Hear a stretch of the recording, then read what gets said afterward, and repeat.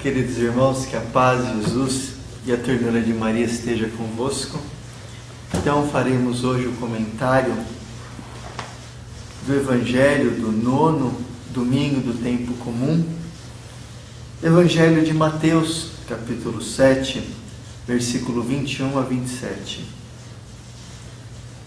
Diz o Evangelho: Naquele tempo disse Jesus aos seus discípulos: Nem todo aquele que me diz Senhor, Senhor entrará no reino dos céus, mas o que põe em prática a vontade de meu Pai que estás nos céus. Naquele dia muitos vão me dizer: Senhor, não foi em teu nome que profetizamos? Não foi em teu nome que expulsamos os demônios? Não foi em teu nome que fizemos muitos milagres? Então eu lhes direi publicamente: Jamais vos conheci. Afastai-vos de mim, vós que praticais o mal. Portanto, quem ouve estas minhas palavras e põe em prática é como um homem prudente que construiu a sua casa sobre a rocha. Caiu a chuva, vieram as enchentes, os ventos deram contra a casa, mas a casa não caiu, porque estava construída sobre a rocha. Por outro lado, quem ouve essas minhas palavras e não as põe em prática é como um homem sem juízo, que construiu sua casa sobre areia. Caiu a chuva, vieram as enchentes, os ventos, sopraram e deram contra a casa, e a casa caiu, e sua ruína foi completa.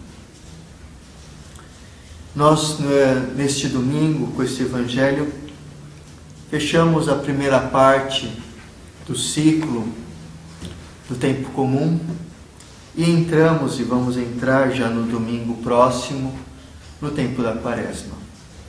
Um grande retiro da igreja, um tempo onde a igreja nos dá leituras especiais, onde para aqueles que participam da missa todos os dias, terão todos os dias uma leitura com uma ênfase, uma chave diferente, para poderem caminhar no mais profundo de si, na sua conversão, no mais profundo do seu coração, e ali encontrar Jesus.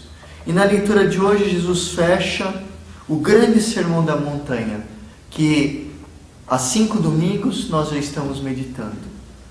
Jesus fecha esse grande sermão dizendo: não é nem todo aquele que diz Senhor, Senhor entrará no reino dos céus, mas quem põe em prática a vontade do meu Pai que estás nos céus. Porque nós corremos esse grande risco, irmãos e irmãs, de falar tanto de Deus, escrever tanto do Senhor, ou até na nossa oração fazer aquela oração superficial, da boca para fora, gritando o nome do Senhor, mas fazer tudo isso sem praticar as obras do Senhor. Apenas ter o Senhor na nossa vida, da boca para fora, mas não aqui, no nosso coração. Como muitos que falam, amam Jesus, deram a vida por Jesus, mas na menor dificuldade traem o Senhor, blasfemam o nome do Senhor. Outros que dizem que amam o Senhor, fazem o casamento na igreja, aliança com o Senhor, depois por uma pequena coisa com a esposa, vai trair a esposa, ou a esposa trai o marido. Muitos padres até que são ordenados sacerdotes, juram essa promessa de amor ao Senhor e à sua igreja, depois abandonam o ministério. Abandonam dizendo que vão ser felizes, ou seja, como se o Senhor não desse felicidade no seu chamado. Traem o Senhor. Muitos até que dizem, como eu já vi, até um certo padre que foi no Jô Soares, e o Jô Soares dizia: mas padre, o padre deve celebrar a missa todos os dias, né? Sim, o padre dizia, a igreja aconselha que o padre celebra a missa todos os dias. E o senhor celebra a missa todos os dias? Não celebro porque eu não tenho tempo. Porque eu tenho muito show para fazer. Diz que ama o Senhor, mas não ama. Ama o seu bolso, cheio de dinheiro do show. Não coloca Deus em primeiro lugar. Coloca o Deus Mamona. Assim o Senhor diz. Não é aquele que diz Senhor, Senhor que entrará no reino dos céus, mas aquele que faz a vontade do meu Pai. E qual é a vontade do Pai? A vontade do Pai é o amor. O Senhor vai dizer, esses que ficam para fora dirão, mas não profetizamos no teu nome? São profetas? Não expulsamos demônios? São exorcistas? Não fizemos milagres? E eu lhes direi, jamais os conheci. Porque não é expulsar os demônios, não é fazer milagres, não é profetizar que me dá a salvação, mas é o amor. São Paulo, à comunidade dos Coríntios, na primeira carta dos Coríntios, ele vai dizer, ele elenca todos os dons, depois diz, mas o maior deles é o amor. Por quê? Porque Jesus, ele salvou amando.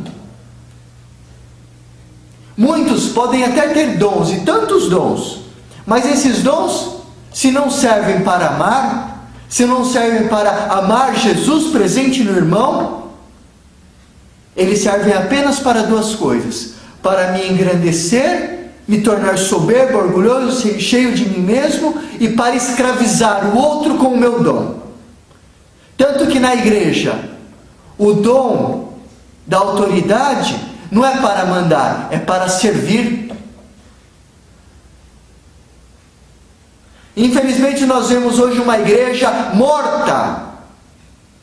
Uma igreja apenas, em muitos lugares, institucionalizada.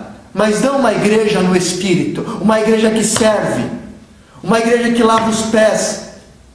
Uma igreja que morre para si mesma para que o outro apareça.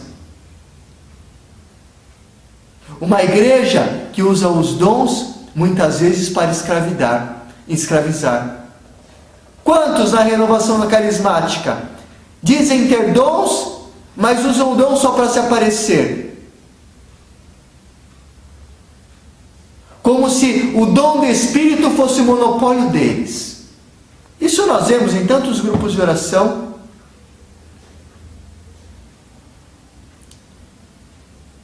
E é triste ver que de nada isto vale se não tem o amor. Porque é o amor que dá a chancela. É o amor que dá ao homem a dignidade de ser amado e de ser filho. Jesus tanto amou ao mundo, Deus tanto amou o mundo que deu seu filho Jesus para morrer numa cruz. Não era a vontade do Pai que Jesus morresse na cruz. A vontade do Pai era que o homem acolhesse a sua palavra para poder viver essa palavra na sua vida. E conhecer aquilo que realmente Deus queria, o amor. Mas a maldade do homem foi tão grande que levou Jesus à cruz. Jesus não morreu na cruz porque Deus quis. Jesus morreu na cruz porque o homem quis. O homem que não aceitou a sua palavra. Porque nós quisemos. Porque nós ainda hoje não aceitamos a palavra do Senhor. Nós aceitamos morrer para nós mesmos, para que o outro tenha vida. E assim pregamos Jesus na cruz. Irmãos, o Evangelho de hoje nos chama a construir a nossa casa sobre a rocha. Portanto, quem ouve essas minhas palavras e põe em prática é como um homem prudente, construiu a sua casa sobre a rocha.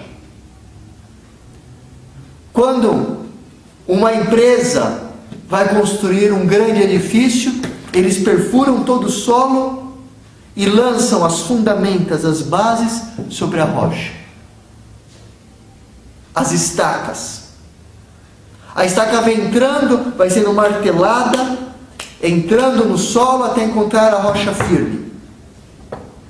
Para ali construir a casa, construir ali o prédio, o edifício. Agora nós devemos construir nosso edifício espiritual sobre a palavra de Deus. Escutar a palavra e colocar em prática. Se nós ouvimos a palavra, colocamos em prática, somos como este edifício construído sobre a rocha. Porque o edifício construído sobre a rocha pode vir os ventos, pode vir o que for, ele está sobre a rocha, está inabalável. Agora, um homem que ele não constrói a sua casa sobre a rocha, sobre a palavra de Deus, sobre o Senhor, vem um vento, vem um mar, a água destrói, porque ele está sobre a areia. E nesse momento fica a pergunta, irmão: a tua casa, a minha casa, está sobre a rocha ou está sobre a areia? Sobre a areia funda.